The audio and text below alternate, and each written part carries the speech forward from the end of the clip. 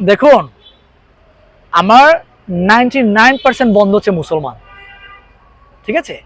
আর সবাই তো ভালো না, আমার মাঝে আমাদের জাতির মধ্যে সবাই ভালো না ভাই। ভালো মন্দ সবার সব জাতিতেই থাকে, কিন্তু একজনের ভুলের জন্য সমগ্র জাতিকে দোষারোপ করা এটা আমাদের উচিত না। আমাদের এটা অভ্যাসে দাঁড়িয়েছে।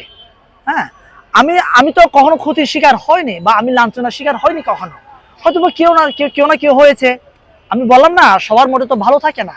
ভালো মন্দ নিয়েই তো মানুষ, ভালো মন্দ নিয়েই তো জাতি, ভালো মন্দ নিয়েই দেশ। তাহলে একজনের জন্য ওই যে বারবার দোষারোপ করা যে আমার মুসলমানরা ভালো খারাপ, মুসলমানরা খারাপ। ভাই মুসলমানরা তো এই যে মুসলমান যদি এতই খারাপ হতো, তাহলে আমরা কত পার্সেন্ট আছি? আপনারাই বলেন কত পার্সেন্ট আছি আমরা বাংলাদেশে?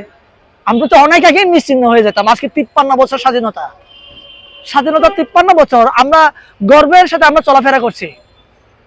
কিছু মানে আপনার ঘটনা ঘটেছে, এটা পলিটিক্যালি হয়েছে, এগুলো রাজনৈতিকভাবে হয়েছে।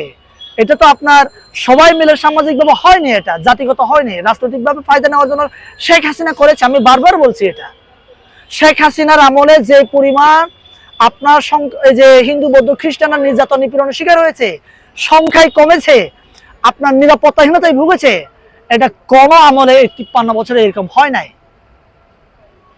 আমি স্পষ্ট করে বলছি, এখানে কোনো লুকোচুরির কথা নাই।